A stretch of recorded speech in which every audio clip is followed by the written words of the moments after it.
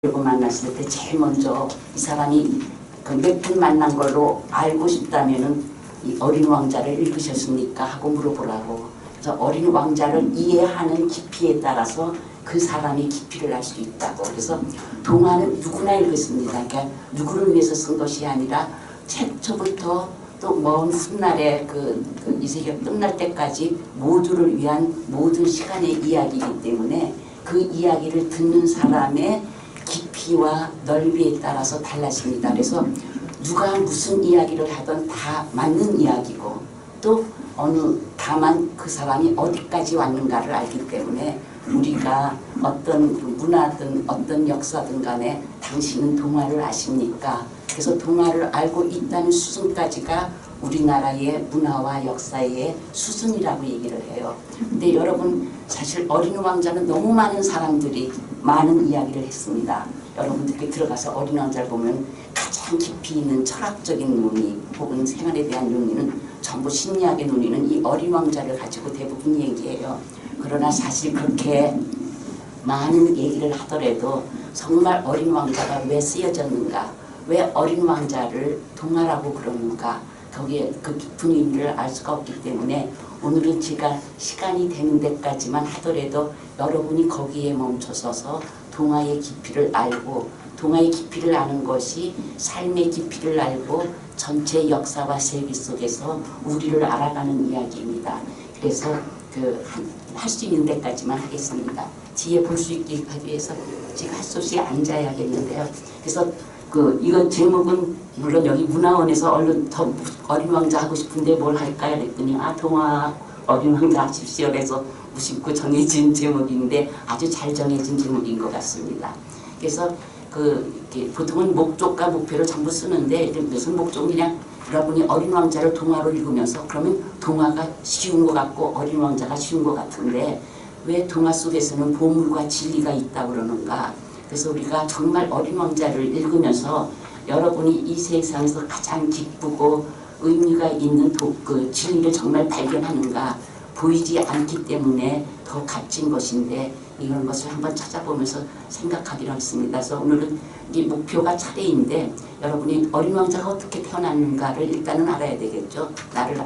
우리나라를 알고 나를 알면은 우리나라가 어떻게 태어났는가 하는 것과 똑같습니다. 그리고 왜 여러분들은 그 동화에서는 꼭 보물과 진리를 찾으라고 그러는 건가? 근데 아무도 보물과 진리를 찾으려고 하지 않고 재미만 찾으려고 합니다. 그래서 동화가 이제 읽어주게 우리는 재미와 진리 이렇게 말을 하는데 계속 동화가 300년 전에 페루에 의해서 옛날 이야기는 옛날부터 전해왔지만은 옛가 가지고 있는 재미에다가 진리를 넣어서 동화로 만든 것은 300년인데 300년 동안 아무도 동화를 하면서 재미만 즐기려고 하였지 그 안에 있는 진리나 보물을 찾으려고 하지는 않았습니다.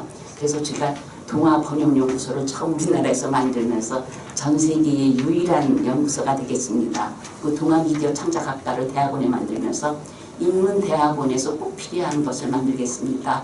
해놓고는 아무도 또 진지하게 연구를 안 하고 대학원에 들어온 사람들은 전부 빨리 동화 작가가 되는 것이 꿈이기 때문에 연구자보다는 자꾸 작가가 되고 싶어 해요. 그래서 할 수 없이 안 하려고 하더라도 저라도 늦었더라도 정말 동화를 한번 연구하는 사람이 돼서 하면서 시작을 했고 마침 이곳에서 또 제가 강의를 두 군데를 나가는데 크게 두 군데입니다.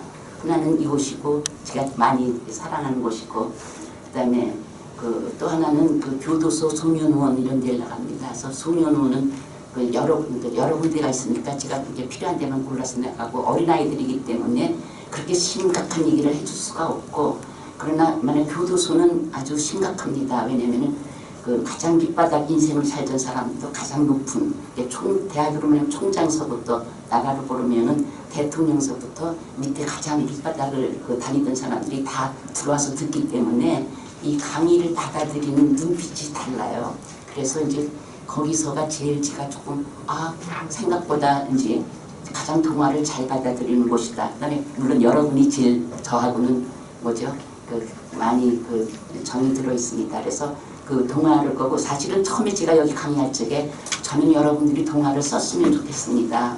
동화를 쓰는 이유는 내가 살고 있는 것을 가장 사랑한다는 것은 내가 살고 있는 곳에 대해서 아까도 얘기했지만 가장 아름다운 도시로 만들고 싶다는 꿈을 갖고 있다고 그러셨는데 그 내가 갖고 있는 그 아름다운 꿈을 내가 살고 있는 곳에서 아름다운 보석을 깨어내서 모든 사람들에게 알리게 한다는 그런 의미가 있기 때문에 여러분들이 내가 살아온 것을 쓸 수 있으면 즐겁기 때문에 가능하면은 이 동화 강의가 끝난 다음에 여러분들이 나도 동화를 쓸 수 있다는 그러한 자신감을 가지고 쓰기를 바라는 거였습니다. 그래서 동화를 읽으면서 한번 할 수 있는 데까지 하겠습니다. 자, 제가 어린 왕자 탄생 배경을 말했는데 이 어린 왕자 탄생은 1942년에 여러분들 1940년대가 어떤 때입니까? 2차 대전 때입니다. 그리고 이 생테쥐베리가 태어난 때가 1900년이에요. 그래서 태어나서 14살 때 1차 대전을 겪었습니다. 가장 그러니까 20살 때 물론 4살 때 아버지를 했고 그리고 다시 또 39년서부터 45년 사이에 2차 대전을 겪습니다. 그러니까 얼마나 무서운 세대예요. 더군다나 이 1942년 때 이거 어린 왕자를 쓸 때는 프랑스가 여러분 우리나라도 이제 같이 생각해야 되는데 독일 나치한테 침략을 당했습니다. 이때 고전에는 극좌가 다스렸고 그 다음에 극우가 다스렸고 중도자가 다스리고 그러다가 빼땡이 굉장히 1차 대전 때 존경받는 그 장군이었는데 그 나치가 들어오니까 이미 나치가 쳐들어온 것은 이건 현실이다. 현실을 받아들이고 이 현실에서 우리가 최선을 다하자. 그러면서 BC 프랑스의 5분의 2만 되는 땅에서라도 프랑스인으로서의 자유를 준다 그러니까 여기를 지키자 하고 그런 BC 빼땡 정부가 있었고 두굴 같은 사람은 이 빼땡에 굉장히 30년 아래 가장 수제자였는데 굉장히 빼땡을 존경했기 때문에 자식이 아들의 이름도 이 빼땡의 이름 필립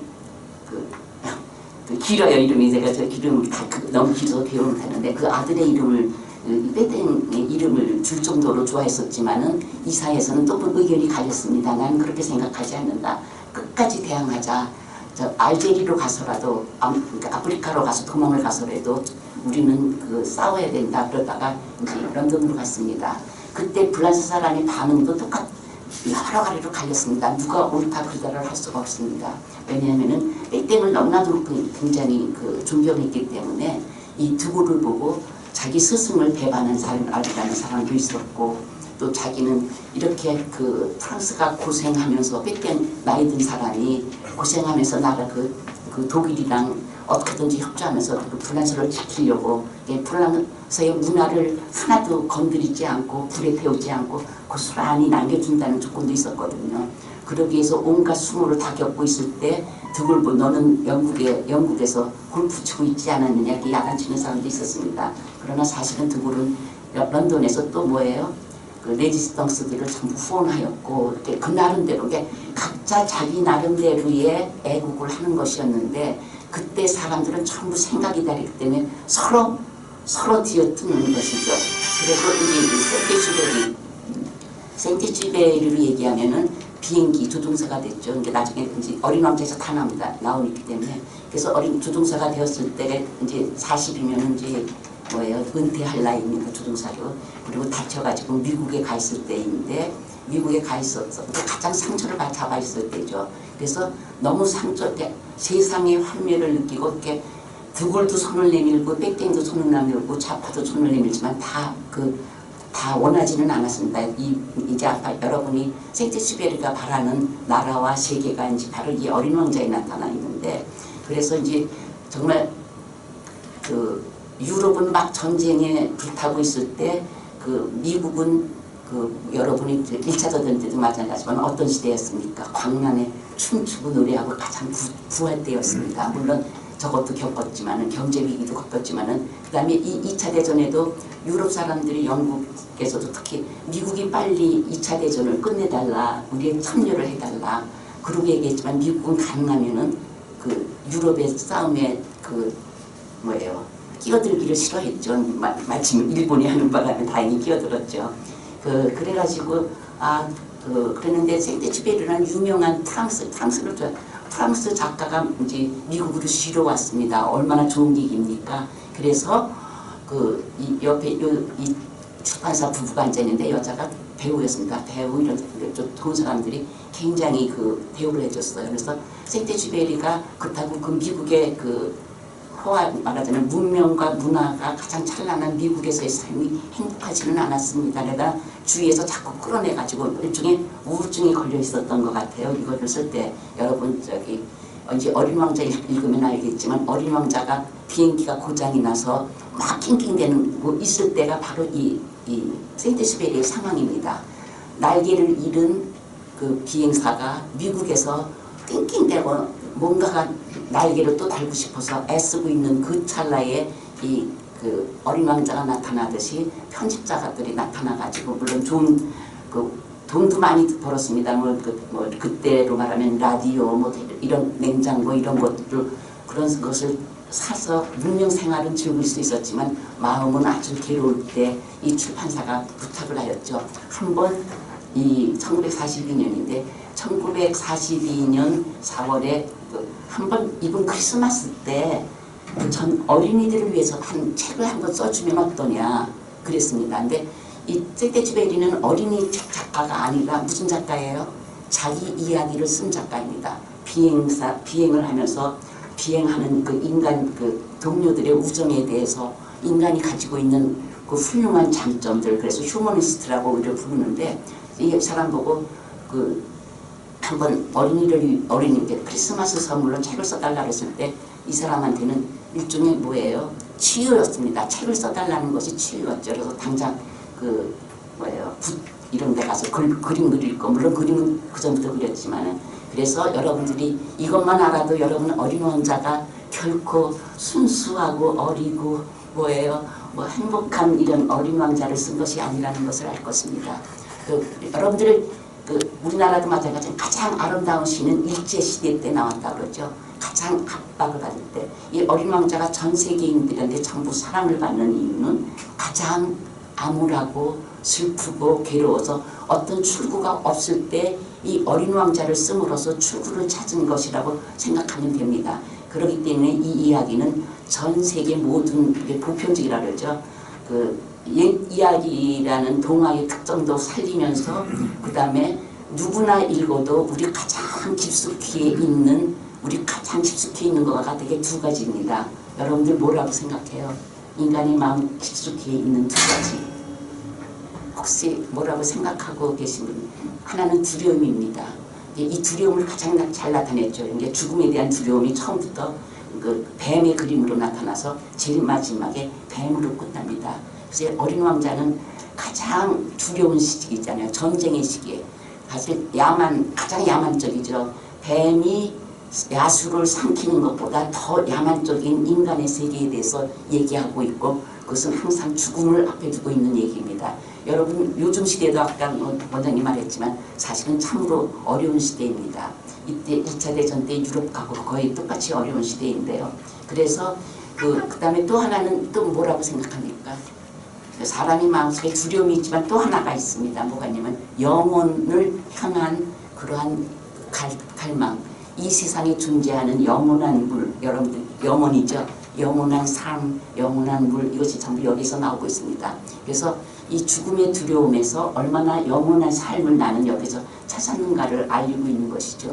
이렇게 얘기하는 것은 여러분한테 처음입니다. 어린아이들한테는 이런 얘기 할 수가 없어요. 그래서 결코 어린아이를 위한 순수한 동화가 아니고, 동화라는 것 자체가 어린이를 위한 이야기가 아니라 영어로 말하면 페어리테일입니다. 요종이 나오는데 왜 요종이라는 단어를 쓰냐면은 이 문학에서는 하나님이니 부처니 이런 신적인 용어를 거의 쓰지를 않습니다.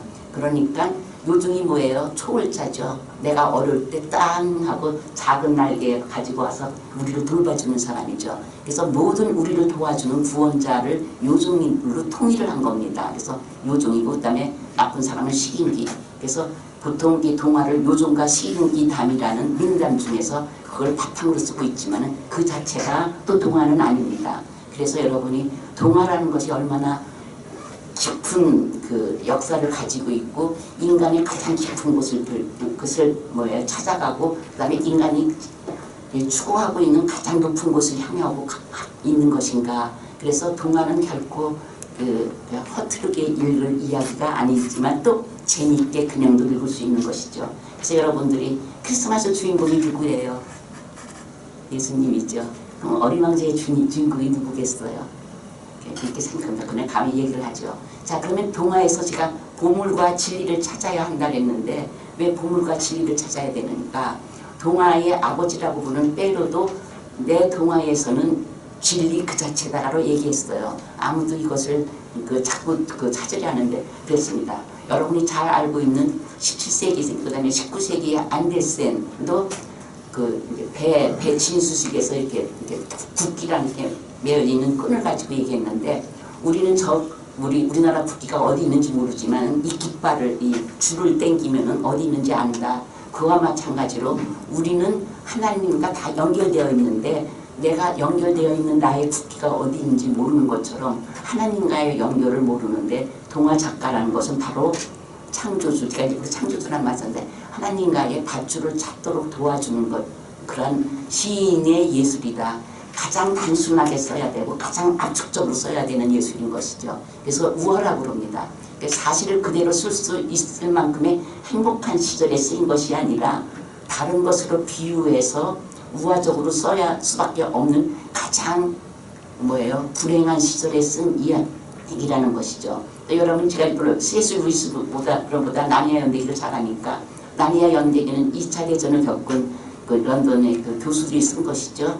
자, 우리가 정말 17세기 후에 이성인 시대다, 합리적인 시대다 그래가지고 이런 옛날 얘기 마녀가 나오는 이야기, 요정이 나오는 이야기는 금지시켰었습니다. 교육에서. 그래서 금서가 되었었어요. 동화가.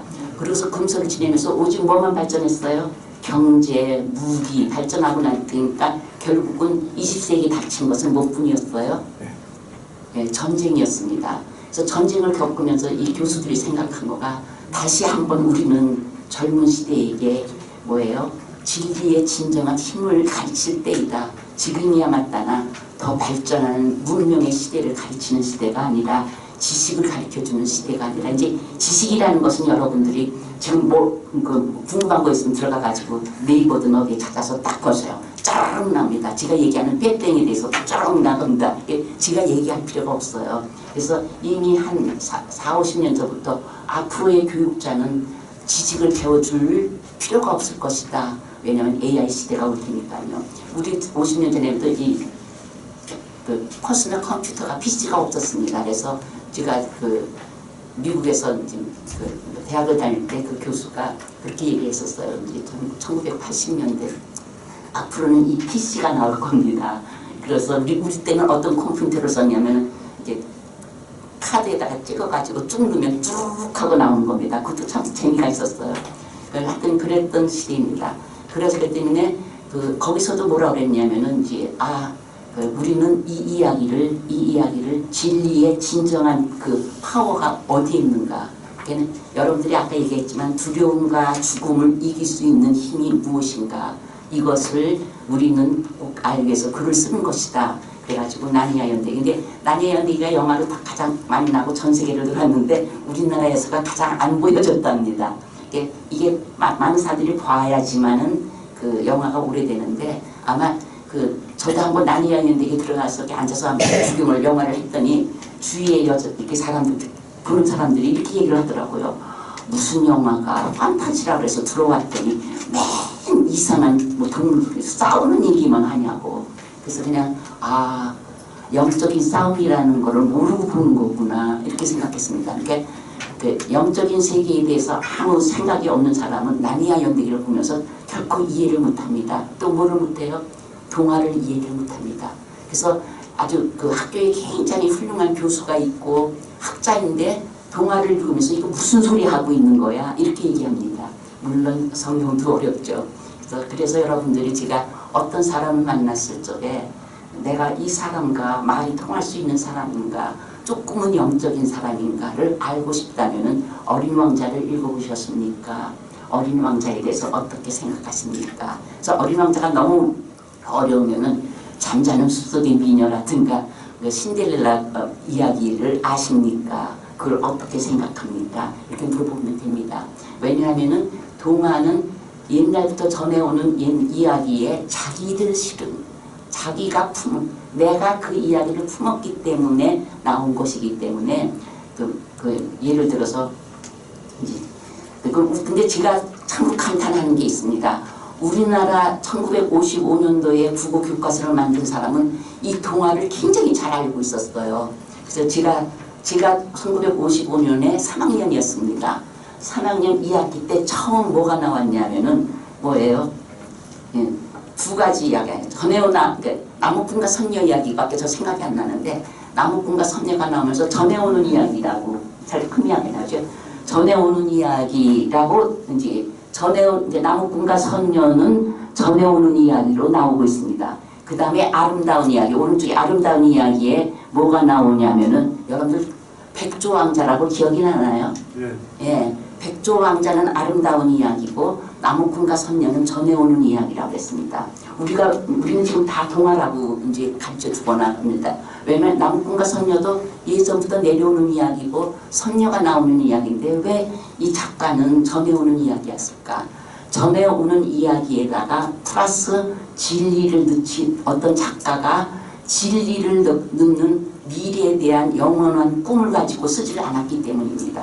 있는 사실 전해오는 이야기를 그래서 썼죠. 우리는 이걸 옛 이야기라고 합니다. 그래서 요즘은 옛 이야기가 다 동화라고 생각하는데 옛 이야기에다가 이 페로 때 왜 이렇게 동화가 되는가를 얘기한다면은 거기에 이 어려운 세계가 어려운 우리의 시대가 참으로 행복한 지혜와 뭐예요?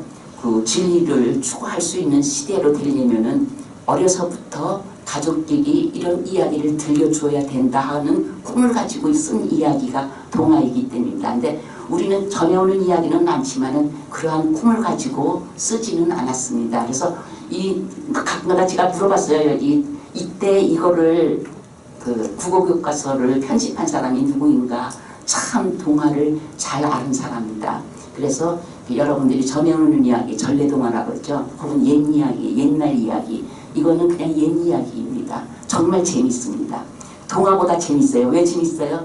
진리가 없기 때문에. 근데 진리가 없다고 말을 하기도 어려워요. 왜냐하면은 진리에 준하는 대대로 내려오는 선조의 지혜가 있기 때문입니다. 그래서 여러분들이 나중에 진리라는 것을 두 가지로 제가 가르쳐 주는 것인데 그것도 가지고 보편적인 진리라고 그럽니다.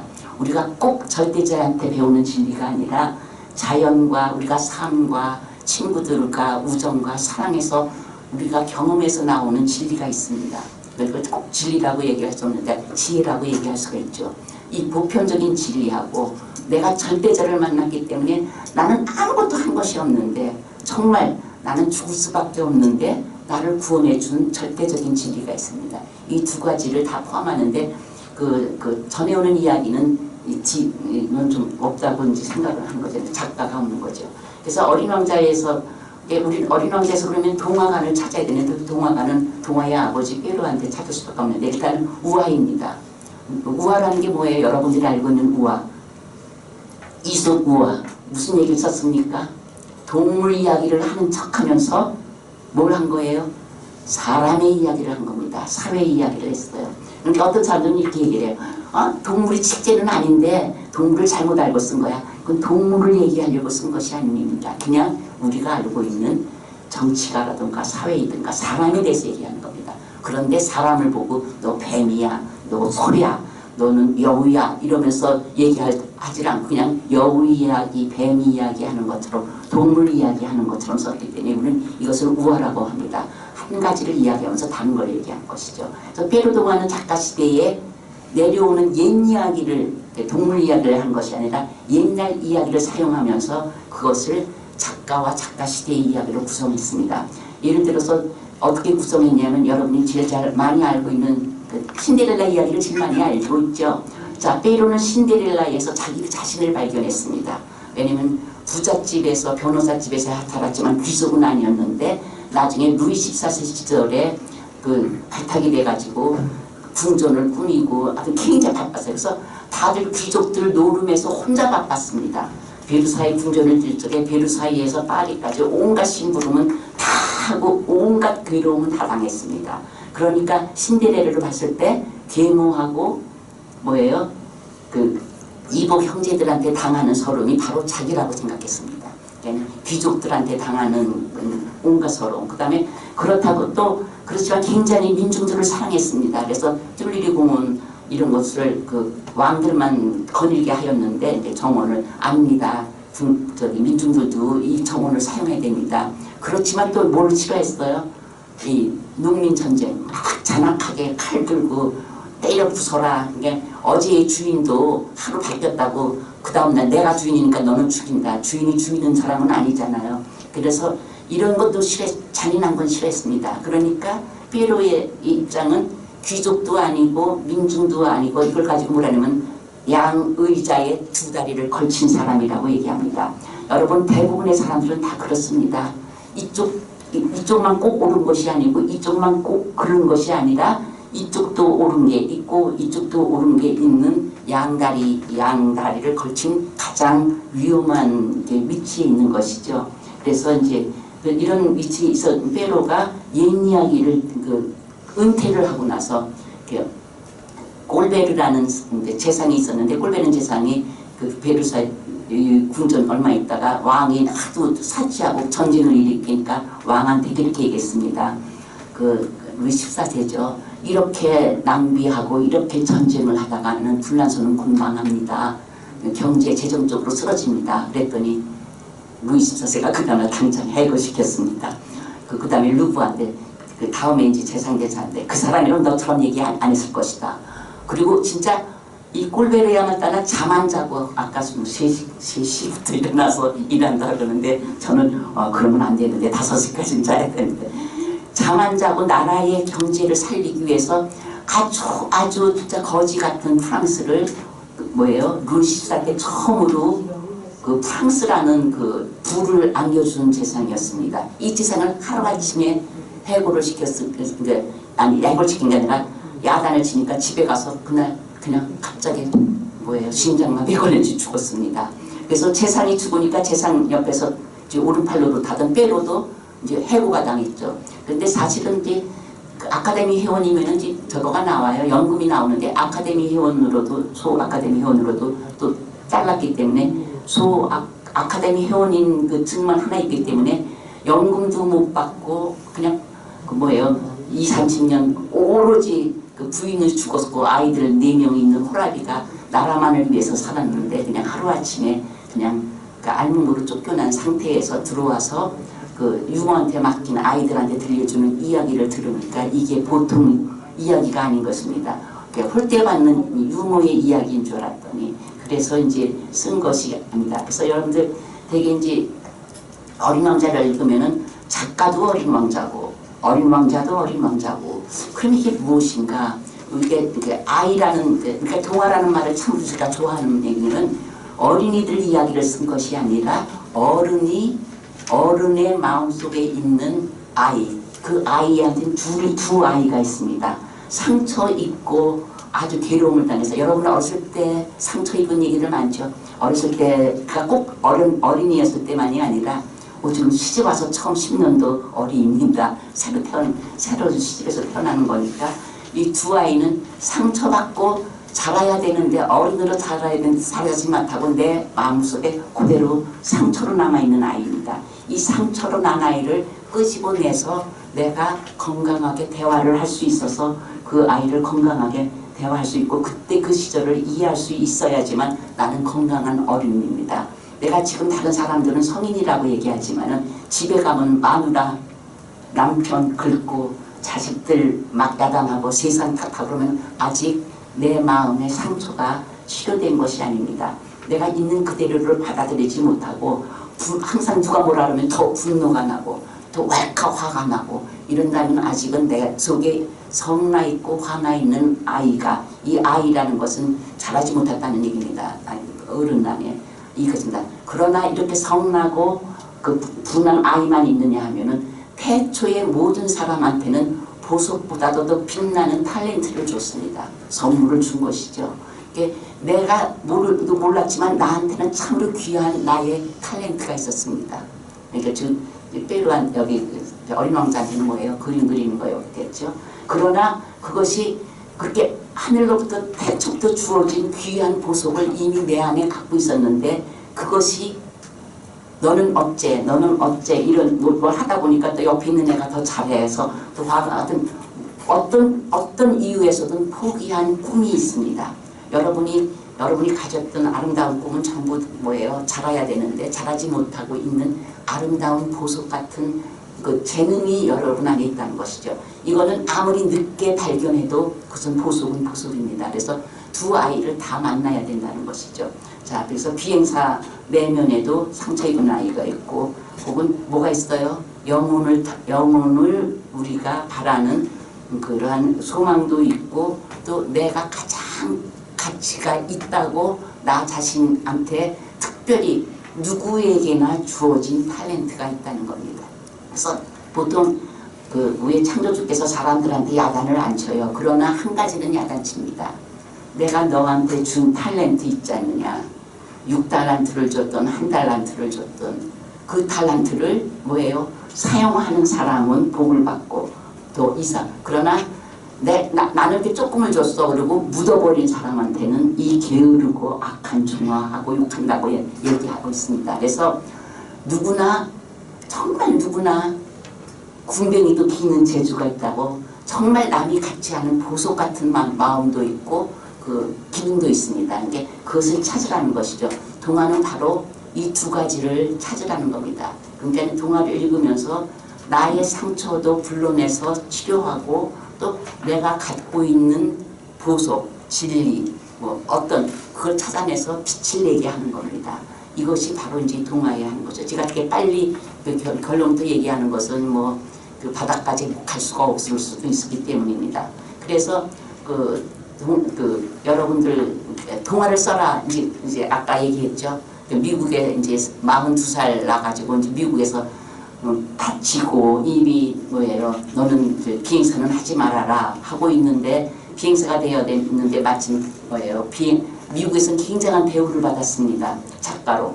그러면서 글을 써달라 그러니까 이제 처음 나가서 산 거가 이제 팔레트하고 붓이라 그러죠. 그래서 어린 왕자를 여러 번 그렸습니다. 그다음에 어른으로도 그리고 뭐 노인처럼도 그리고 자기 이제 그러나 여러분들이 어린 왕자에서 그 뭐예요? 비행사 그림은 절대 볼 수가 없습니다. 나 자신을 그대로 현실을 그대로 넣을 수 있는 그러한 페이지는 동화책에 없습니다. 현실을 집어넣을 수 있는 공간이 없는 것이죠. 자, 여러분들 조금이지만 어린 왕자는 볼 수 있는 눈이 없습니다.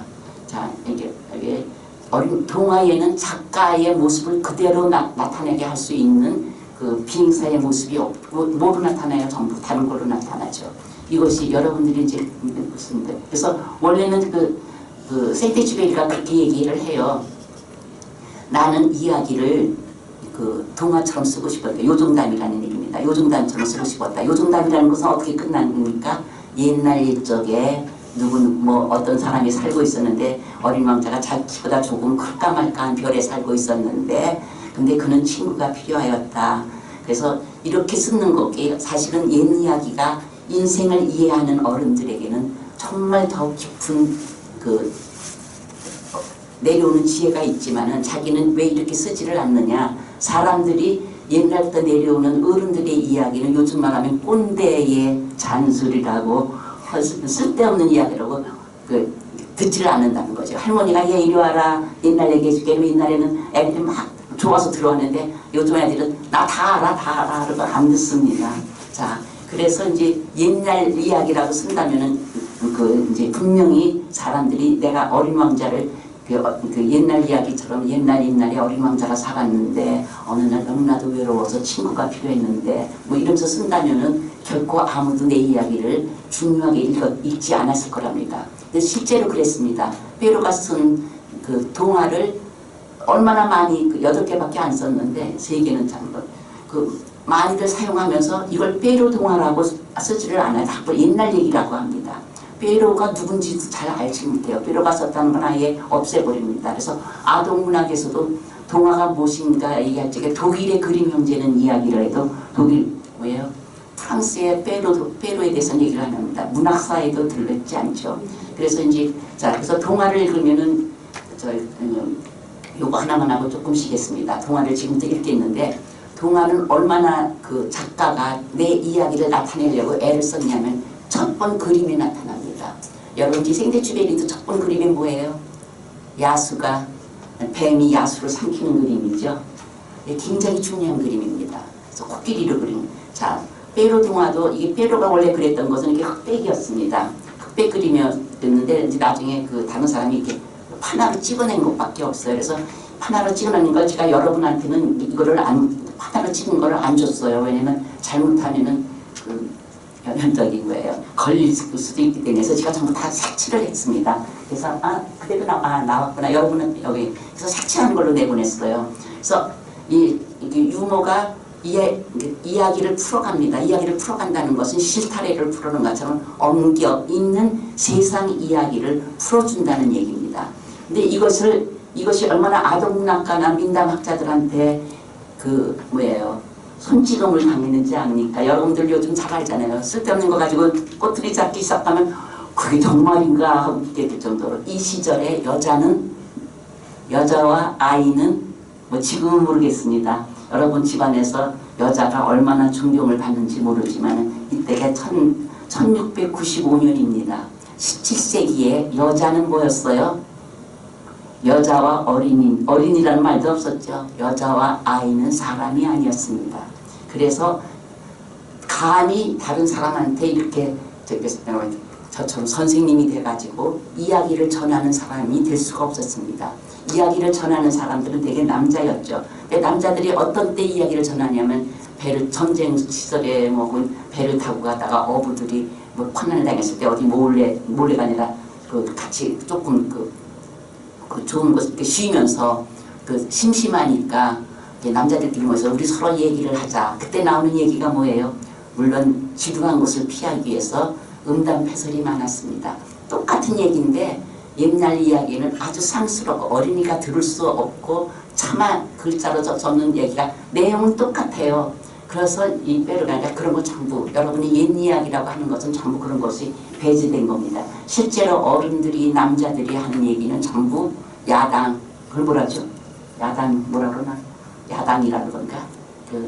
약간 음담과 비슷한 얘기입니다. 그래서 첫 번에는 이 이야기를 들려주는 사람이 누구냐면은 이때가 17세기가 뭐예요? 종교전쟁이 있었던 때입니다. 그래서 캐톨릭하고 신교하고의 전쟁이 있을 때가 신교를 루이 14세가 박해하던 시절이라 이제 삐쩍 말랐죠. 그래서 신교는 전부 쫓겨나거나 캐톨릭으로 종교 이거 뭐죠? 걸 바꿔야 됐어요. 그래서 이때는 그대로 이렇게 삐쩍 마른 대로 불렸고 두 번째 다시 낸 문제는 뭐예요? 이야기 들려주는 아주 풍부한 다른 아주 그것을 약간 벌써 변화시킨 것이죠. 그래가지고 사파에서 보여주는 거 추방의 위험 속에 있는 깡마른 위그노 이게 일단에는 개혁신자 요즘 말하면 개신교를 위그노라고 불렀어요. 위그노를 나타낸 것이고 이걸 한 겁니다. 물론 프랑스나 모든 유럽은 캐톨릭이 아직도 캐톨릭 국가입니다. 그리고 캐톨릭 국가인 페로가 봤을 적에 너무나도 이야기에 감동을 받은 것이죠. 아무가 옛날 이야기를 들려주는 거하고 뭐예요? 종교적인 진리를 가슴에 품고 정말 우리는 복음을 가기 위해서 난 죽음도 무릅쓴다는 사람이 들려주는 이야기하고 다르죠. 그래서 이제 페로가 궁전에서 뺏겨나서 일찍 부인이 죽었기 때문에 네 자녀가 있었는데 유모가 키웠죠. 유모가 들려주는 이야기를 듣고 감동을 받아가지고 이게 쓴 것이 첫 동화집입니다. 그러니까 거의 70이 돼서 세상살이 다 살아보고 정치도 다 해보고 부도 누려보고 인간이 누릴 수 있는 모든 행복과 비는 솔로몬까지는 아니지만 다 누려본 사람이 뭐를 위해 쓴 거예요? 물론 불란서를 사랑하시죠. 불란서의 미래와 미래의 미래의 지도자들 이 시대가 얼마나 이렇게 무서운 시대였나 하는 겁니다. 너 개종 안 하면은 통 자른다고 그다음에 우리는 아무리 불살라도 우리는 타지 않는 나무다 하는 거고, 너희들이 아무리 뭐예요? 그 망치로 우리를 두들겨도 우리는 결코 죽지 않고 더 세련된 강철대에서 나온다라는 그런 거. 어느 광야에 가든 꼭 뭐예요? 그 성경하고 그 설교할 수 있는 거를 들고 다녔답니다. 숨어서. 그래서 이 시절이 얼마나 이 시절만큼 어려운 시대가 생테쥐페리가 쓰는 세대입니다. 그래서 생테쥐페리 읽는 거 주인공은 물론 유태인입니다. 친구. 그리고 스승이었죠. 그래서 생테쥐페리들 읽고 들어오셨죠. 이미 많이들 생테쥐페리 한 번도 안 읽은 사람 있어요. 예, 그래서 조금 5분 쉬었다가 여러분 그 생테쥐페리 읽겠습니다. 제 얘기 빠르지 않아요? 일부러 예, 빠르게 그럽니다. 근데 그 시냇물이 가다가 급류가 되면은 방해운을 맞으면 더 빨라지죠. 이제 앞에 시간이 많이 잘렸기 때문에 빨리는 가지만은 너무 빠르다고 하면 조금 늦게도 할게요. 시작하겠습니다. 예, 제가 물은 위험한 것을 만나면 더 빨리 흘러갑니다. 그래서 제 말이 조금 오늘 빨리 합니다. 그래서 여러분이 빨리 하는데 잘 들어오는지 아니면 더 천천히 할까요? 괜찮아요? 예. 그래서 이제 어린 왕자 읽으면 여러분이 처음에 뭐가 나와요? 헌사가 나옵니다. 이 헌사를 왜 썼겠어요? 여러분이 모든 글 쓰는데 다 헌사를 쓰지 않습니다. 바로 페로가 글을 쓸 때 헌사를 썼기 때문입니다. 그래서 이 헌사를 쓰면서 어린이에게 용서 구한다 그랬었죠. 왜냐하면 이 책은 어린이에게 써달라 그랬는데 페로가 이렇게 보니까 동화는 어린이에게 쓰는 글이 아니잖아요. 물론 그 어른에게만 쓰는 것도 아닙니다. 여러분들이 저거와 똑같아요. 우리가 미술전에 갔을 때 그 그림이 어린이를 위해서 그린 그림은 아니잖아요. 그리고 누구나 들어와서 볼 수 있는 명화잖아요. 근데 왜 동화도 모두를 위해서 쓴 것인데 꼭 어른을 위한 동화. 생테쥐페리의 어린 왕자는 다들 어른을 위한 동화 그러더라고요. 그래서 저는 처음에 깜짝 놀랐어요. 여러분들이 그림, 어른을 위한 그림 뭐예요? 어른을 위한 그림. 별로 좋은 의미가 아니잖아요. 예. 어린이를 위한 어린이들이 그린 그림이 있어요. 어린이들이 쓴 이야기는 아동문학이에요. 우리 초등학교 때 선생님이 꾸다꾸다 이러고 아이들끼리 뭐 싸우고 뭐 이런 얘기들 쓰잖아요. 엄마랑의 뭐 갈등, 친구랑의 갈등. 그래서 동화라는 것은 옛부터 내려오는 그냥 이야기. 누구한테나 보편적으로 다 들을 수 있는 인간 내면에 있는 이야기이자 우리의 과거의 이야기이자 현재 미래의 이야기인데 왜 동화를 가지고 어른을 위한 동화는 워낙에 어른들의 이야기였습니다. 굳이 얘기하면은 굳이 얘기한다면은 어린이를 위한 동화라는 말은 있을 수가 있어요. 왜냐면 어린이를 위한 왜냐면 유치원 아이들을 위해서는 조금 더 이게 이렇게 길게 쓸 수가 없잖아요. 짧게 줄이는 건 있을 수 있어도 동화 자체는 어른을 위한 것도 어린이를 위한 것도 아니고 모두를 위한 겁니다. 누구나 그렇죠? 예, 전 세계. 그래서 동화에는 모든 그 경계가 허물어진다고 그래요. 프랑스에서 썼는데 프랑스어를 잃어버릴 정도로 전 세계어로 다 번역이 됐고 그래서 되게 이게 이쪽에서 굉장히 번역가들한테 감사합니다. 마음으로 전해졌는지 그렇게 많은 두 사람, 세 사람이 다 다르게 번역을 하여도 다 마음으로 똑같이 감동을 한다는 것이죠. 그래서 언어의 장벽도 넘고 그 나라의 장벽도 넘고 모든 여러분들의 장벽도 넘어가지고 오직 나중에 뭐예요? 그 어린 왕자를 만나는 빛으로서 같이 화합이 되는 얘기죠. 그래서 근데 생테쥐페리는 레옹 베르트에게 썼어요. 저는 사실 레옹 베르트가 누구지 몰라서 챗보트에다 물어봤어요. 레옹 베르트가 누구냐 그랬더니 얘가 엉뚱한 사람 얘기를 하더라고요. 뭐 대통령. 그래서 내가 야 챗보트한테 아무리 챗보트라도 이렇게 엉터리를 쓸 수가 있냐 그랬더니 저희가 참으로 깜짝 이거 하면서 놀란 거가 얘가 금방 대답을 미안해 미안합니다 내가 레옹 베르트가 정치가 뭐 이런 대통령은 아니죠. 그러나 내가 뭐 어쩌고 저쩌고 금방 답을 해요. 그래서 챗보트가 아주 귀여운 데가 있는 거가 제가 요즘 바쁜 것 중에 내가 우리 딸이 늦둥이를 낳아서 손주랑 많이 지내요. 근데 우리 손주가 똑같이 얘기하잖아. 내가 4학년이 됐는데 뭘 물어보면 모른다는 말을 안 해요. 다 안다는 듯이 얘기를 막 해요. 한참 가만히 들어보면 거짓말인 게 있어요. 어린이들은 거짓말을 안 한다는데 본인은 이제 생각하는 거예요. 너 이거 할 줄 아니? 이러면 안 돼. 막 해요. 모르는데 하면 될 수 있다고 생각하는 거예요. 그래서 저는 왜 거짓말을 하니? 그랬더니 챗보트도 똑같아요. 모르면 모른다고 그러고 나오면 참 좋은데 아주 틀린 말을 막 해버려요. 그래서 그렇구나 해서 그다음부터 별로 동화에 대해서 물어보면 참 다 틀리게 다른 여러분들이 성경 얘기나 역사 얘기, 철학 얘기는 거의 많이 이렇게 많은 그동안 세월 동안에 많은 사람들이 논문을 쓴 것에 대해서는 꽤 정확하게 정보를 줘요. 우리가 필요가 없어요. 정보 가질 필요가. 그러나 동화에 대한 학문이 없어서인지 동화에 대한 거는 아주 전부 틀리게 나와요. 그래서 그다음부터 레옹베르트는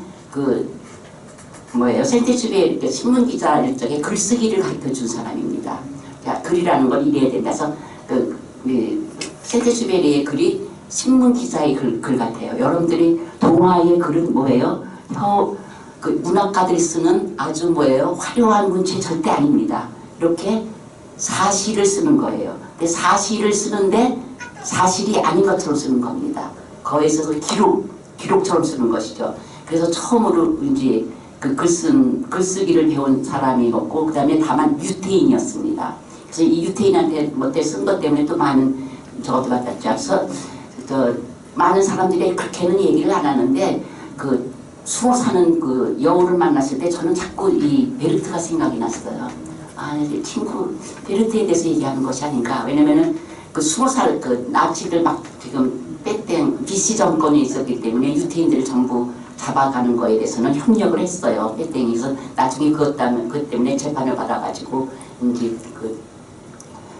사형 선고까지는 안 졌지만은 오래 나라를 위해서 했었기 때문에 어쨌든 유태인을 잡아가고 레지스탕스들 전부 끄집어내서 잡아주고 이런 거에는 협력을 했어요. 그래서 그런 거 협력한 것 때문에 나중에 벌을 받긴 받죠. 그러나 어쨌든 이 친구도 유태인 친구를 알았다는 거가 사실 큰 위험은 되고 있었습니다. 그리고 숨어 살고 있었어요. 왜냐면 프랑스 리옹의 어떤 지역까지도 알고 있었는데 거기서 숨어 살고 있는 친구니까 자기 프랑스 모든 사람을 위한 것이지만은 앞으로 가장 지금 헌사는 가장 그 시대에 지성인인 것 같으면서도 가장 약자한테 주는 겁니다. 그러니까 어린이라는 거가 더 약자죠. 그래서 이 스승한테 헌사를 했습니다. 그러니까 프랑스가 굉장히 어렵고 굶주리고 초리에 떨고 있고 이것으로도 불충분한다면 다들 어린이였을 테니까 어른한테 쓰는 거지만은 어른 속에 남아있는 어린이였던 추억을 다 안고 있는 사람들한테 쓰는 것이다 이렇게 얘기하는 것이죠. 그러면 페이로는 누구한테 했느냐? 공주한테 했습니다. 여러분 공주라는 것도 또 어때요? 왕의 딸이지만 굉장히 힘이 있는 사람인 것 같지만은 공주처럼 또 뭐예요? 불쌍한 사람도 없습니다. 아무한테나 시집가라면 시집가고 특별한 그렇다고 물려받는 것도 아니고 모든 것도 다 갖췄어도 하고 있죠. 그래서 대개 이 동화를 헌사를 하는 거는 앞으로의 지도자가 될 사람입니다. 여러분들 청소년들한테 준다는 이야기가 바로 그건데 앞으로 미래의 지도자는 어린이만 지도자가 되는 게 아니라 요즘은 70, 80, 90에도 되니까 지도자가 될 사람은 꼭 뭐를 알아야 된다고요? 동화를 이해할 수 있는 사람이어야 된다는 겁니다. 동화를 이해할 수 있는 사람은 모든 것을 이해하는 겁니다. 왜냐하면 동화를 이해하는 건 우화를 쓴 것인데 보이지 않는 것을 볼 수 있는 눈을 갖고 남이 들을 수 없는 것을 들을 줄 알고 눈으로 보이지 않는 마음을 읽을 줄 알고 감동할 줄 알고 쓸 줄 아는 사람이기 때문에 그래서 헌사는 저기 한 게 아니라 지식인인 것 같고 굉장히 힘이 있고 훌륭한 사람이지만은 그 시대에 별로 큰 힘을 갖지 못한 약자들에게 헌사를 한 것이죠. 그러나 앞으로는 미래에는 지도자가 될 사람들입니다. 그래서 처음에 시대 제일 먼저 나온 그림 중요하다 그랬었죠. 어떤 그림이었어요? 뱀으로 시작합니다. 자, 뱀이 뭐예요? 결국은 죽음이죠. 나중엔 뱀하고 여자의 싸움이 된다고 했는데 자, 그래서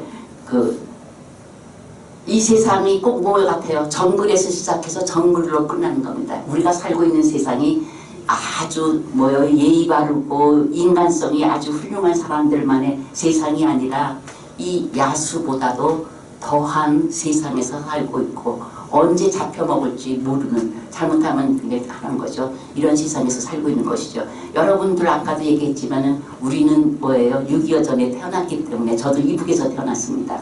이북에서 태어났을 때 우리 이모가 하는 얘기가 그때 이모가 이제 여고생이었는데 옆에 친구랑 뭐 누구 욕도 할 수 있잖아요. 예를 들어서 뭐 그 사람 대통령 욕을 할 수 있죠. 그럼 그 다음날 그 친구가 없어집니다. 사라진 거죠. 예, 그러니까 내 목숨이 파리 목숨인 거예요. 그게 이런 세상에서 그래서 우리는 북에서 내려온 사람을 자유인이라고 불러요. 우리 교회에서는. 그래서 자유인이라고 부르는데 자꾸 그 말들을 안 하더라고요. 자유가 모든 것을 다 버리고라도 굉장한 것이죠. 자, 북에서 내려온 사람들 다들 뭐 집에 뭐 공부 살다 다 두고 나왔다고는 하지만 그렇지 않은 사람들도 있는데 어쨌든 재산 뭐예요? 가족 다 버리고 내려오지 않을 만큼 그렇게 자유와 생명이 귀중한 것이었죠. 자, 그렇지 않은 세상에서 우리는 살고 있다는 겁니다. 그래서 여러분이 그런 자유와 생명을 보존할 수 있는 세계라는 것은 굉장히 좋은 세상인 것이죠. 자, 정글의 세상이고 그래서 이제 이걸 그렸어요. 어떤 세상이에요? 이건 더 답답한 세상입니다. 이건 아예 보이기나 하죠. 그죠? 잡아먹히는. 자, 그래서 근데 코끼리라는 것도 여러 가지 의미가 있습니다. 코끼리 한 나라의 생태주배기로 말하면은 지도자 빼땡이라는 정부가 나치한테 잡혀먹고 있는 것이라고 볼 수도 있고 프랑스가 그 독일한테 잡혀먹고 있는 것이라 그렇고 또 나라는 존재가 어딘가에 잡혀먹을 수 있는 거고 그건 여러분 마음대로 생각입니다. 여러분이 어디에 갇혀 있는가? 여러분 갇혀 있지 않아요? 아침, 점심, 저녁 내 머리를 떠나지 않는 것 그것이 갇혀 있는 겁니다. 생각에 갇혀 있고 없어요? 예, 그래서 보여주는 것이죠. 자, 갇혀 있는데도 갇혀 있는 것 같지도 않잖아요. 눈을 보세요. 그림을 참 잘 그렸어요. 실제로 세테슈베리가 그 미술대학에 들어가려고 했고 한 6개월간 다녔습니다. 그래서 그림을 굉장히 잘 그려요. 그런데 지금 막 뭐예요? 사람이 떨어져 있는 사막에 사람이 살고 있는 곳에서 구원받을 수 없는 곳에서 비행기가 고장이 난 데서 쭈그리고 잠들고 있는데 아침에 새벽 밤에 동틀무렵 어두울 때죠. 동틀무렵이 가장 어두운 것이죠. 가장 어두울 때 이제 죽음이 다가오고 있구나 할 때 뭐가 들리는 거예요? 소리가 들립니다. 그 소리가 뭐예요? 양 한 마리만 그려져 아주 끈질기게 들립니다. 여러분들 내가 굉장히 죽음의 위험에 있을 때 경험한 적이 있어요? 있어도 여기 있어서 말은 안 하겠죠. 원래는 말을 해야지 되는 건데 같이 지냈는데 자 그때 끈질기게 나한테 들려오는 소리가 있습니다. 이게 뭐예요? 양 한 마리만 그려줘요. 근데 이게요 여러분이 불어로 안 해서 그러는데 불어로는 처음에는 어른한테 하듯이 예의를 차립니다. 저 미안하지만요 시작하고 그 다음에는 나 양 한 마리만 그려줘 그 아이들이 하는 말로 합니다. 그래서 처음에는 예의를 차리려고 했지만 예의 구멍가 없습니다. 그리고서 계속 또 그려줘 이렇게 해서 병들 그때 처음에 그린 거는 내가 그린 게 뭐예요? 병들은 양이죠. 그 다음에 뭐예요? 뿔이나 있고 그 다음에 늙은 양입니다. 자, 여러분들 살아생전에 지금 혹시 병들어 있고 뿔나 있고 뭐예요? 늙어 있지 않습니까? 나이 때문에 늙는 것이 아니라 뭐예요? 생각이 늙는 것이죠. 자, 내 속에는 뭐예요? 내가 지금 자꾸 있는데 내가 내가 그려야 할 정말 아름다운 그림인데 내 꿈인데 그 꿈이 어떻게 돼 있어요? 뿔이나 있어요. 병나 있어요. 벌써 단들고서 죽어가고 있어요. 근데 그게 아니라 영원히 살 것 그것을 이제 그려달라고 그러는 것이죠. 자, 그래서 동화의 시작은 나가는 걸로 시작합니다. 탈출. 여러분 집을 나가기 시작해야지 이제 동화의 시작이라는데 사람은 이제 자꾸 다시 태어난다고 제 친구가 저한테도 자꾸 질문을 해요. 굉장히 똑같이 교회 다니는 사람인데 어떻게 사람이 두 번 태어나느냐. 그래서 제가 좀 민망하긴 한데 자꾸 설명을 해주는데 처음에 사람이 우리가 부모한테 태어날 때는 우리 선택으로 태어나는 것이 아니라 뭐예요? 남자와 여자, 정자와 난자가 만나서 태어나는 겁니다. 이건 나의 선택이 아니에요. 그래서 만나야지만 나옵니다. 자, 두 번째는 다시 두 번째 태어나는 건 뭐예요? 말씀으로 태어나는 겁니다. 내가 수없이 많은 이 세상에 살면서 수없이 많은 것을 듣는데 어떤 말씀 하나가 나랑 만나요. 그럼 내가 다시 태어납니다. 어느 순간에. 그런 순간에 막 살다가 30에 만날 수도 있고 40에 만날 수도 있고 50에 만날 수도 있고 내 나름대로 열심히 사는데 어느 순간에 하나도 들리지 않던 말, 항상 나를 이렇게 부르던 말이었는데 항상 나한테 하던 말이 옆에 있었는데 어느 날 그 말씀 하나가 혹은 여러분이 뭐 불교 신자면 어떤 경전 하나가 어떤 성경도 별로 보지 않았는데 어느 누구한테 들은 성경 말씀 하나가 나를 갑자기 붙들면서 내가 뭐예요? 갑자기 이 세상이 새롭게 보이는 거 이걸 가지고 두 번째 새로 태어난다는 거예요. 여러분이 새로 태어나지 않고서는 이 세상을 제대로 볼 수 없다는 거죠. 어머니 뱃속에 있으면 세상 못 보잖아요. 어머니 세상에서 처음 세상에 나오는 것처럼 큰 트라우마는 없습니다. 그러니까 나오자마자 막 울죠. 자, 두 번째 태어남도 똑같습니다. 이 세상을 내 지식과 내 힘으로 살았어요. 내가 해서 안 될 것이 없었는데 그것이 내 힘으로는 인간의 힘으로는 도저히 되지 않는 어떤 상태에서 내가 갈 곳도 없고 마지막 어떤 낭떠러지에 있는 것 같은데 말씀 하나가 딱 들어오니까 내가 이 세상이 다 달라지고 낭떠러지가 만약 황급빛 그 푸른 초장으로 보이고 내가 있는 가장 미운 사람이 가장 나를 살린 고마운 사람으로 보이고 이 세상이 완전히 전도가 됩니다.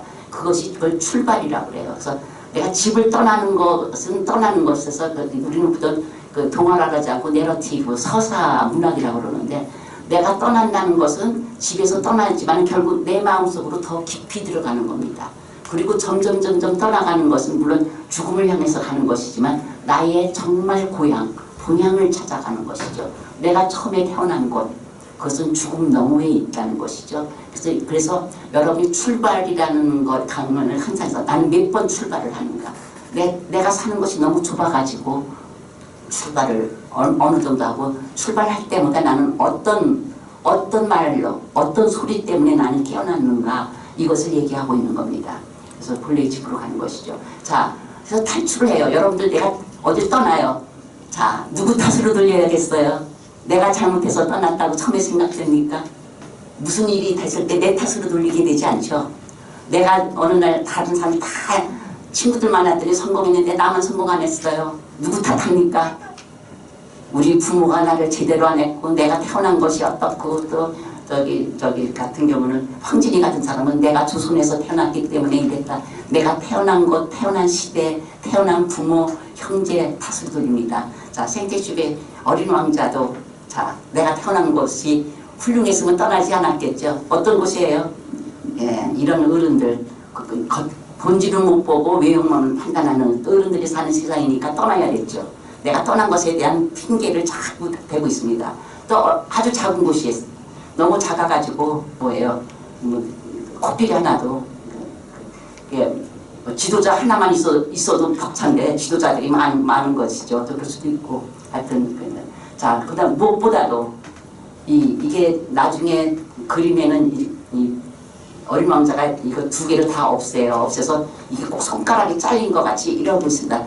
무서운 손가락이 나를 갉아먹는 것이죠. 그리고 요 앞에 뭐가 있냐면 이 망치가 있어요.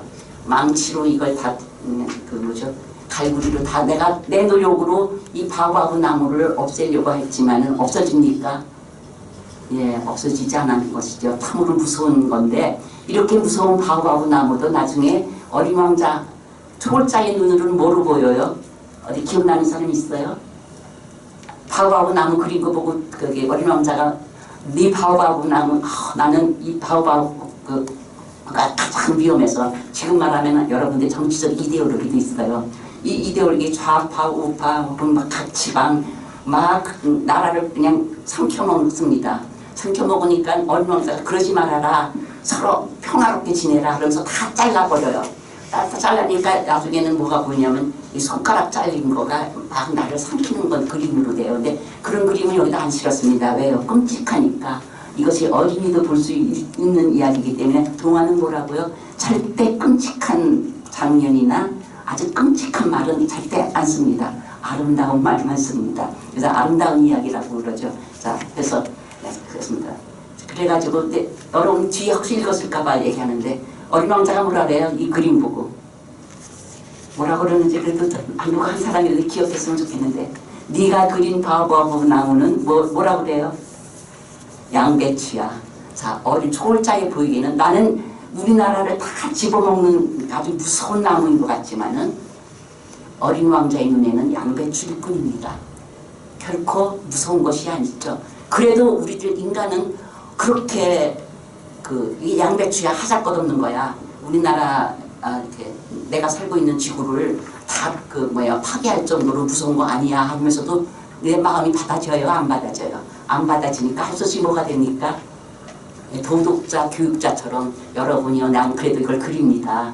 이 바오바오 나무는 굉장히 위험하니까 어렸을 때부터 하십시오. 도덕자 노릇을 하는 것이죠. 그리고 이 어린 왕자가 굉장히 순수하고 세상 물정 모르는 어린 왕자가 아니라 어떤 사람이에요? 예, 석양을 바라본다는 건 뭐예요? 끊임없이 자기의 어두운 내면을 열심히 탐구하는 사람이었다는 것이죠. 결코 순수하게 해맑게 이 세상 아무것도 모르고 이러는 사람이 아니라 뭐예요?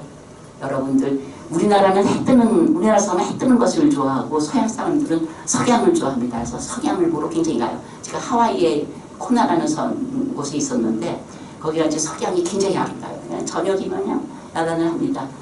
어느 곳에 가든 석양 보러 갔는데 우리나라는 새벽 경주에서 뜨는 해를 보기 위해서 저도 그 전날 밤에 기차 타고 가가지고 새벽 도착해가지고 뭐 종을 한 번 뚫리면은 뭐 미물이 태어나고 뭐 두 번 뚫리면 인간이 태어나고 범정이 울리면 이러면서 그 해를 막 보고 불국사 보고 뭐 이러던 기억이 나는데 그 새벽 근데 우리나라 사람은 그냥 새벽거를 보고 이제 열심히 일해야겠다 하는 걸 갖고 서양 사람들은 어쨌든 석양을 좋아한다는 것은 밤을 좋아한다는 것은 여러분들 하루는 언제부터 시작된다고요? 저녁이 되고 아침이 되니 하루입니다. 이것이 제가 받은 얘기지만 우리나라 사람들은 두 가지를 다 가지고 있어요. 우리나라하고 성경만이 하루를 저녁하고 아침이라고 그럽니다. 뭐예요?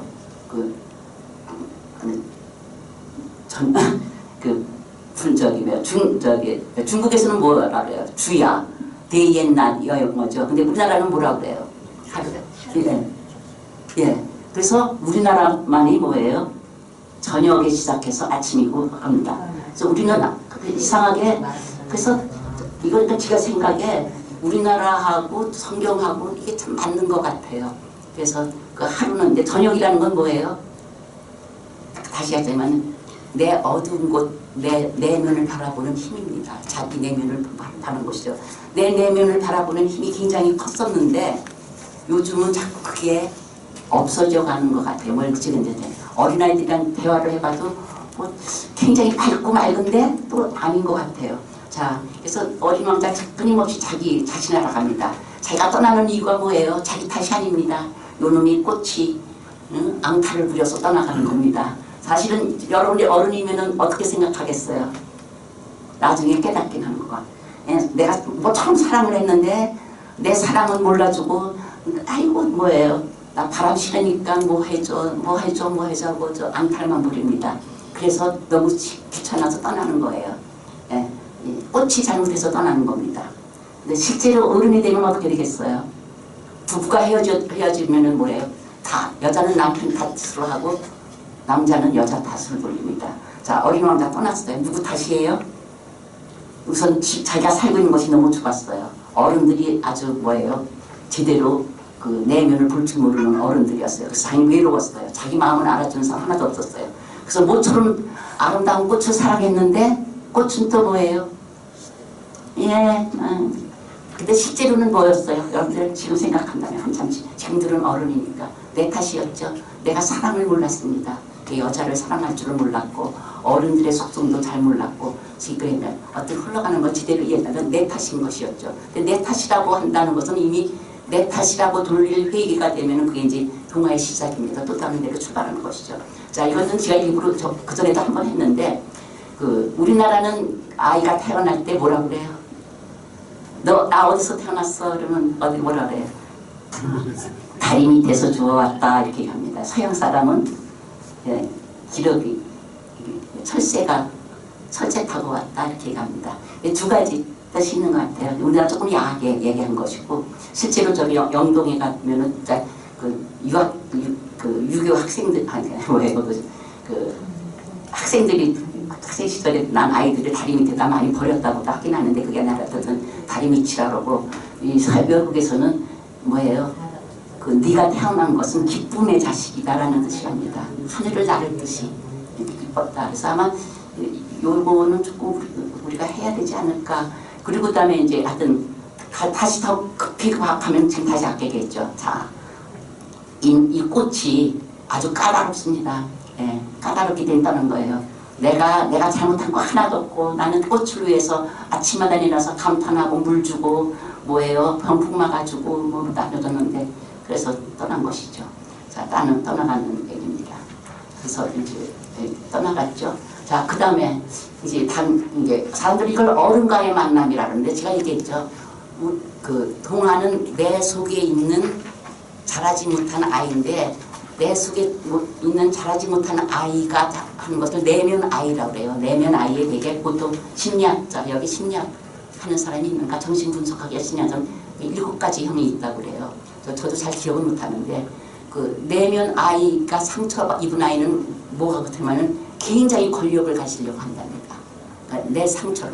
그래서 왕이고 싶어하는 거예요. 막 권력력을 막 가진 사람들은 아직 내면력 지금 정치가 아까 국회의원이가 되려는데 다 마음속에 상처난 아이들이 자라지 못한 아이들만 있기 때문입니다. 어른이 있다면 지금 우리나라의 문제는 어른이 없어요. 그 모든 사람의 상처를 불러내서 같이 화합해서 우리나라가 나아가기를 하던 그러니까 어른이 있으면 조금 달라지지 않을까 해서 어른을 바라고 그다음에 남은 완전하기를 바라는 것이죠. 또 하나는 그래도 나도 또 뭐예요? 두 번째 내면 아이는 어떤 아이예요?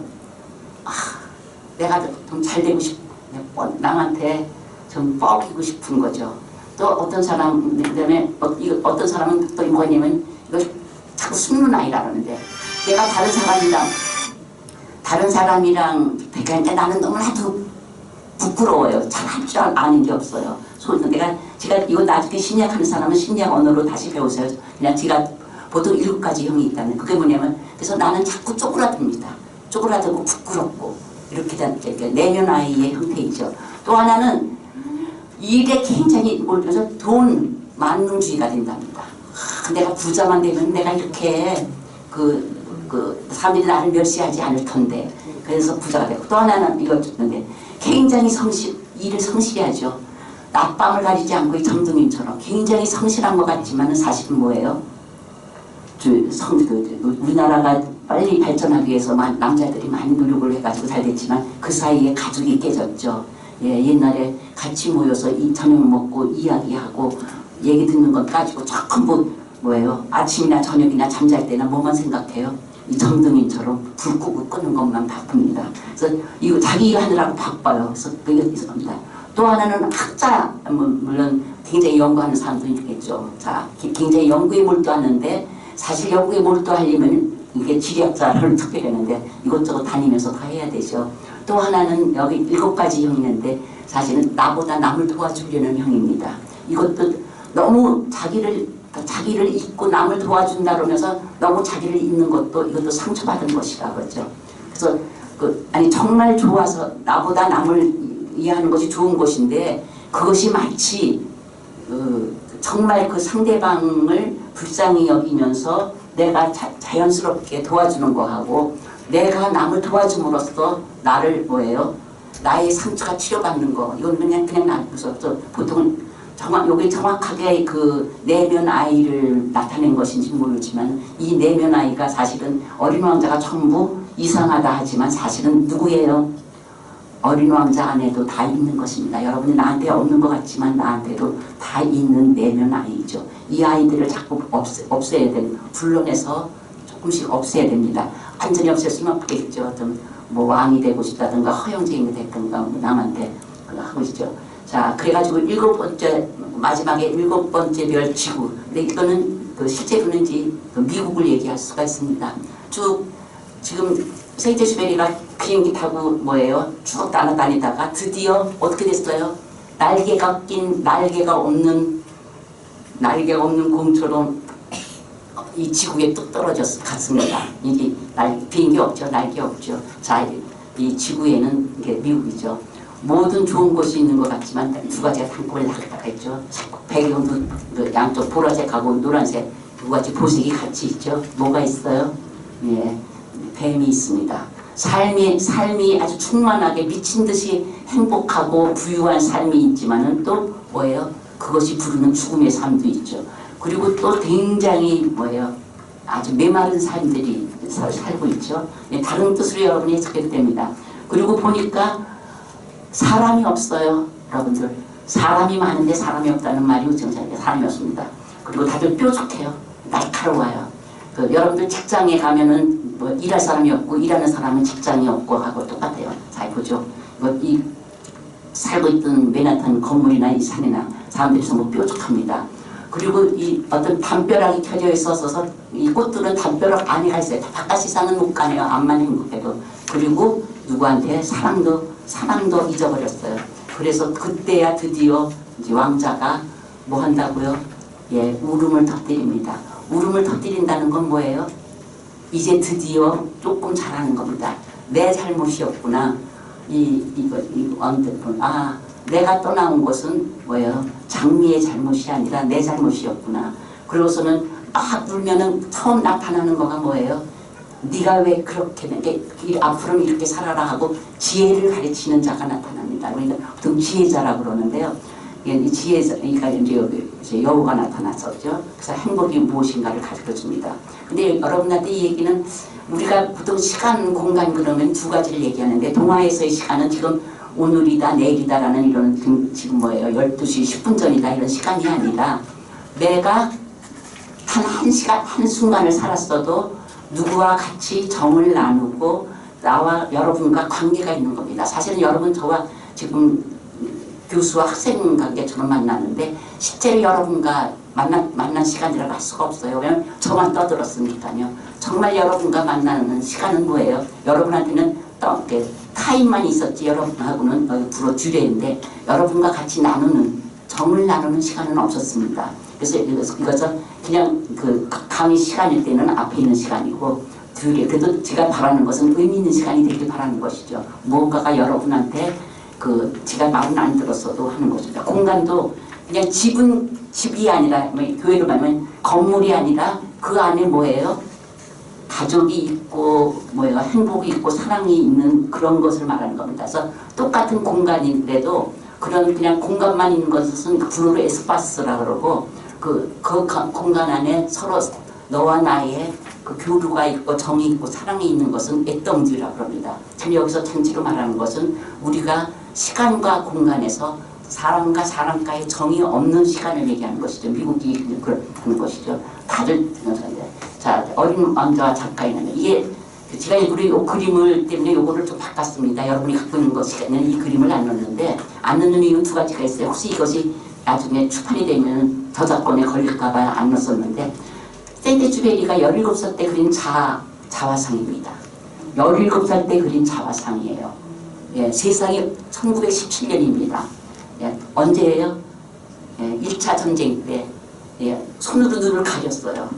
예, 오직 빛이 그래도 있어서 그 어둠을 조금 가녀린 손, 차마 눈 뜨고 볼 수 없는 세상입니다.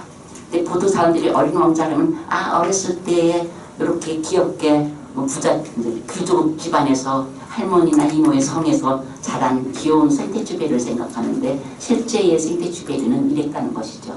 차마 눈 뜨고 볼 수 없는 세상에 있었습니다. 그래서 자화상입니다. 그래서 우리가 하는 것은 계속 관계를 중요시하는 거죠.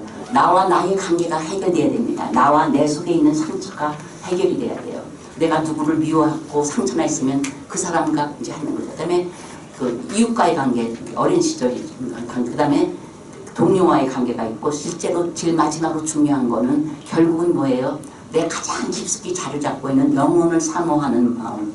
이 세상이 아닌 또 다른 죽음 너머에 죽음을 이길 수 있는 힘이 있다는 창조주와의 만남이 있습니다. 누구나 다 만나진 않는데 어떤 것들은 이 세 가지를 의 관계를 전부 가져야지만 진정한 성인이 될 수 있다는 것이죠.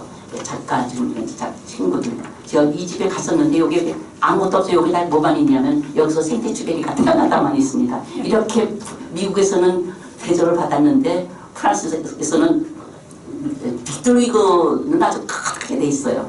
왜 빅토르 위거를 이렇게 좋아하는지. 근데 지금은 좀 달라. 지금은 돈 불나서도 옛날에는 미국을 막 미워했어요. 니네나 미국에 있는 건물 같은 건 우리는 10년이면 뭐 1년이면 진다. 그래서 돈 얘기하는 걸 가장 상스럽게 여겼는데 이제는 이 세테지베리를 가지고 돈을 벌 수가 있으니까요. 이제는 막 물건을 많이 합니다. 이게 리옹에 있는데 이래요. 자, 그래서 이제 어린 왕자를 만났더니 뭐가 달라져요? 예, 이제는 내가 목이 말라서 죽는 육적인 물이 아니라 내 영적인 물이 붓습니다. 그리고 내가 막 지금 뭐예요? 내 힘으로 망치 두들겨서 고치는 것이 아니라 그 다음에 교회 같은 경우도 마찬가지야. 요즘 너희들 뭐 하루만 하면은 다 뭐 영혼 구원 받는다 뭐 이러는 거 많잖아요.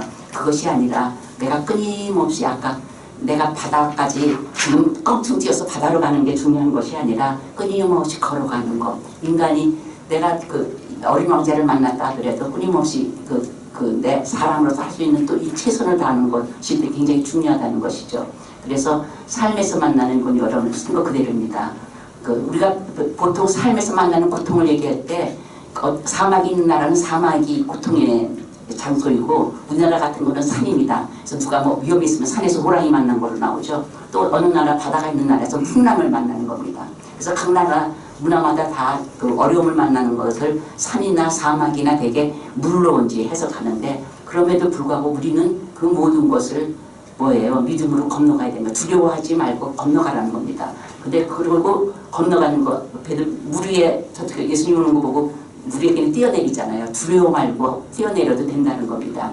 왜냐하면은 내가 여기다 하나님이란 말을 했었는데 여러분 창조주, 여러분이 믿는 절대자와 함께하면은 어느 난관도 넘어갈 수 있습니다. 내 능력으로가 아니라 나를 이길 수 있는 힘이 난 것이죠. 그래서 어린 왕자처럼 연약해 보이는 사람도 별에까지 오르고 어린 왕자처럼 별도 되고 또 무엇보다도 별 중에서도 뭐예요?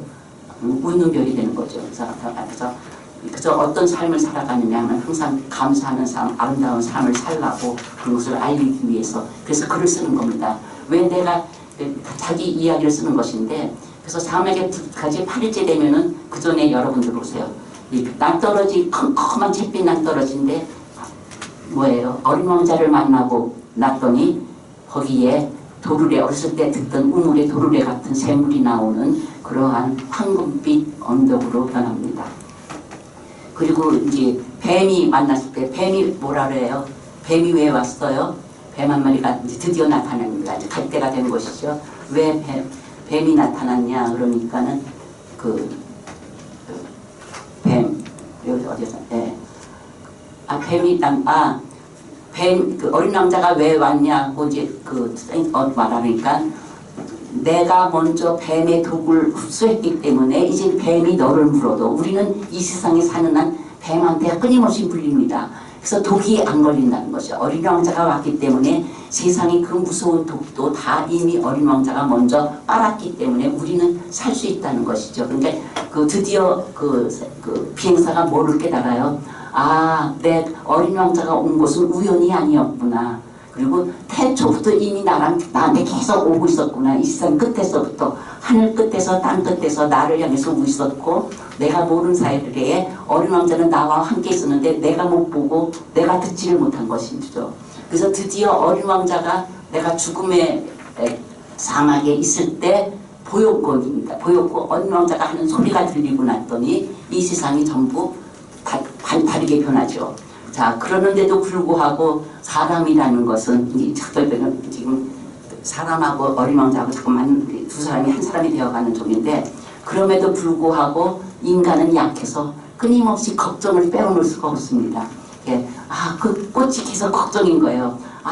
내가 뭘 해서도 혹시 죽을 거 아닌가 하고 이제 꽃으로 말했지만은 모든 사람한테 사랑도 있지만은 그렇게 믿음이 아무리 세도 인간의 약한 점은 계속 남아있는 것이죠. 그래서 드디어 별빛, 요 그림이 참 멋집니다. 푸르스름하고 별빛이 노랑이기 때문에 어린 왕자가 이제 별빛을 닮아갑니다. 똑같이 노란색이 된다는 것은 드디어 사람이 별의 빛을 닮아가는 삶이죠. 여러분이 무엇을 어린 왕자를 닮아가는 삶이 된다면 어린 왕자가 이제 비슷하게 되어지는 것이죠. 불꽃.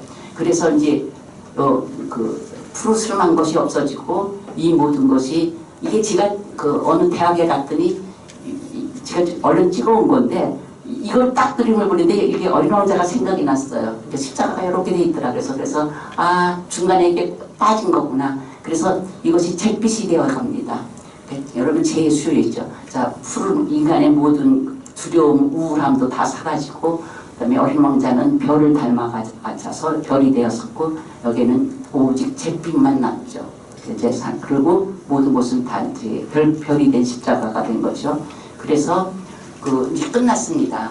그래서 그럼에도 불구하고 뭘 남겼어요? 어린 왕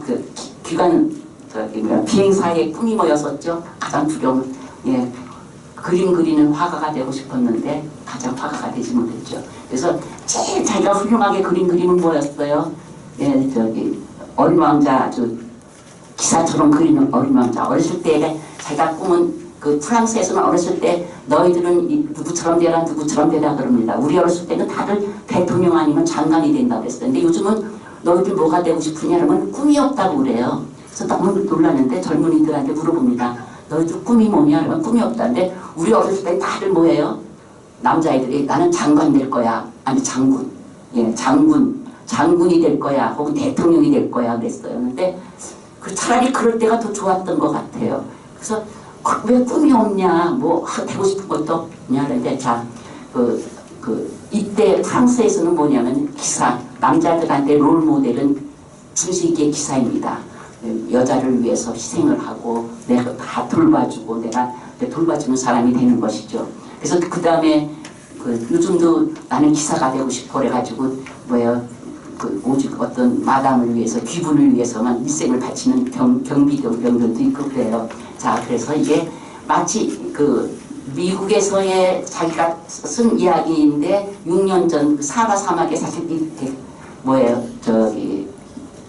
불시착하실 때가 있어요. 그때의 시기와 미국에 있을 때의 시기를 또 하나로 뭉친 겁니다. 그래서 이게 여러분이 어린 왕자가 어려운 게 시간 두 개가 합쳐지고 사람과 어린 왕자가 합쳐지고 이렇게 합쳐지는 겁니다. 그러면서 오직 뭐만 남아요? 재만 남습니다. 잿빛만 남는 이 그림이 이 어떤 어린 왕자의 그림보다도 가장 훌륭한 그림이 된 것입니다. 그렇지 않아요? 이것이 가장 훌륭한 그림이 된 것이고 이것이 또 왜 가장 훌륭한 그림이에요? 이 세상에 아무리 커다란 고통이 있다 하더라도 잿빛 세상이라 하더라도 이거 별만 바라보면은 어떤 별이에요? 이 별은 웃음, 미소가 있는 별입니다. 사람이 점점 어려워져 가는 거는 웃음을 잃어가는 거예요. 요즘 사람들 굉장히 웃는 얼굴 보기 힘들어요. 그래서 여러분이 어떤지 모르는데 저희 남편 얘기해서 미안하지만 우리 남편 젊었을 때는 꽤 잘생겼다고 생각을 했거든요.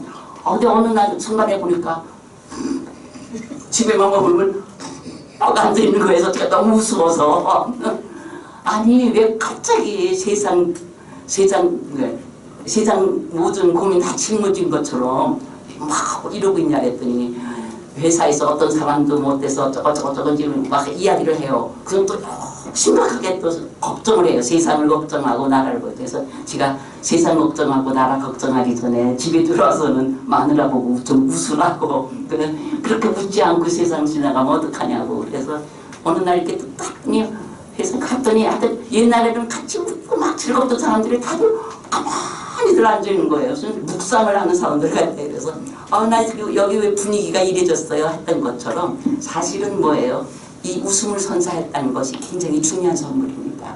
보이지 않는 곳에서 이제 했죠. 시간이 돼서 그래서 이제 보통 이건 철학가들이 하는 말입니다. 우리가 어린 왕자는 분명히 어린이를 위한 책이 아니다. 그리고 고향 상실에 우리가 고향을 상실한 시대에 살아 있고 혼란스럽고 분주한 시대에 있었어도 우리의 고향은 먼 곳에 있는 것이 아니라 나 가장 마음속 어린 시절에도 있고 막 가장 깊은 내 마음속에 있으니까 막다른 절벽에 있을 때도 심장 깊숙이 감추어져 있는 곳에는 분명히 뭐가 있다고요? 영혼을 사모하는 마음이 있고 웃고 있는 별이 있으니까 캄캄한 밤에는 하늘을 바라봐라. 내 주위에 어려운 시사 그러면 분명히 여러분이 어린 왕자를 읽었다면은 거기에 별이 보일 것이고 달이 보일 것일 때 그것이 어디 있는지는 몰라도 그것이 더 좋다. 왜냐하면은 모든 별이 다 어린 왕자가 될 것이니까 내가 어린 왕자가 별이 뭐야고 안다면 하나만 그렇던데 그리고 그러면은 거기에 분명히 웃고 있는 별이 있고 나를 위해서 나를 향해서 웃고 있는 사람 그것은 뭐예요? 희망이라는 것이죠. 마지막에 희망까지. 다음에 사실은 여러분한테 학습도 되고 아십시합니다. 여러분이 머릿속으로 어린 왕자로 요약해보세요. 제가 이렇게 조금 고쳤는데 그리고 내가 글을 쓴다면 어떻게 쓸 것인가. 자기 체험기입니다. 분명히 세인트지베리가 내가 사막에 죽을 위험에 있을 때 어린 왕자를 만난 체험기예요. 이제 교회에서는 간증이라고 그러는데 간증을 쓴 겁니다. 누구나 태어나서 죽을 때 내 손녀 손주한테 물려줘야 할 것이 있어요. 물려줘야 했을 때 사실은 내 삶을 물려주는 거가 가장 성공한 삶이라고 그래요. 아버지 직업을 자녀가 가졌다면 그 집은 굉장히 성공했다 그러는데 그래서 작가가 이제 남긴 글이 왜 가장 아름다운 글이 되고 왜 가장 아름다운 글을 동화라고 그러느냐. 그것은 만난 체험을 무화로 기록했고 그 다음에 기록의 이유가 미래를 향한 희망을 전승하기 위한 겁니다. 너 잘못했다 하고 싸우기 위한 것이 아니죠. 그래서 영원한 크리스마스와 부활의 선물을 우리가 모두 받기를 바라는 겁니다. 그래서 결국은 이 어린 왕자는 다시 얘기하지만 사랑의 크리스마스 선물이고 그 다음에 부활이 지난 다음에 크리스마스 때 내놓으라고 출판사에서 원했는데 이 책이 여러 그 다음에 부활절 지난 다음에 출판이 됐고 그때 세인트지베리는 이미 또 자기 갈 길로 가서 비행기를 타고 이제 죽어가고 있었죠. 그래서 그 사랑 크리스마스 태어난 것만의 선물이 아니라 죽고 다시 부활했다는 승리의 기쁨을 주기 위한 책입니다. 그래서 미래의 젊은 지도자들은 어떤 난관에서도 절망하지 말고 빛을 향해서 용기 있게 전진하고 도약하라는 거룩이 굉장히 중요한 것인데 그렇지만 옛날 이야기는 거룩하지가 않았어요. 막 즐겁고 행복하고 막 웃고 떠들긴 좋았지만 그래서 거룩한 것이 들어가야 되고 또 승리 우리의 삶은 결코 그 승리의 삶이지 어떤 나약한 것 어떤 내가 부족한 거가 있더라도 여러분 안에는 분명히 그 자체가 승리를 줄 수 있는 보물이라는 것이죠. 남들이 생각하는 나의 가장 약한 곳이 나의 가장 귀한 보물이 되고 있으니까 나의 가장 귀한 보물을 찾아서 앞으로 남은 삶이라도 승리하는 삶이 되라는 것입니다. 그리고 가능하면은 뭐라고요? 하루에 한 번쯤은 하늘을 보고 웃으세요. 그러면 옛날에는 사람들이 하루에 200몇 번을 웃었는데 요즘은 아니 20번도 안 웃는답니다. 저는 그래서 거짓말을 했어요. 10번도 안 웃는 것 같아요. 그래서 하루에 200번 웃던 시대가 있었는데 지금은 200번 웃지 못하니까 하루에 몇 분 웃으라 그래야 되나. 하여튼 여러분이 웃을 수 있는 한 웃고 어린 왕자 자꾸 생각하면서 웃어도 됩니다. 그래가지고 동화는 여러분이 사랑의 길 간절히 써여져 있으니까 믿음, 소망, 사랑 이것을 전하는 영원한 크리스마스 생명의 선물입니다. 죽음이 아니고 영원한 생명이라는 것이죠. 자, 그래서 이제 날마다 빛을 보면은 빛이 더 밝고 환하게 보여야 되고 그리고 그 빛을 볼 때마다 여러분 속에서 반짝이고 있는 여러분만의 보물이 있습니다. 보물은 세상적인 것이고 부활하는 것은 약간 영적인 거예요. 세상적인 보물을 받든 영적인 부활을 받든 여러분이 항상 주어진 것인데 받아야 되지 않아요? 주어진 거 안 받으면 남의 것 됩니다. 그러면 되죠. 네, 감사합니다.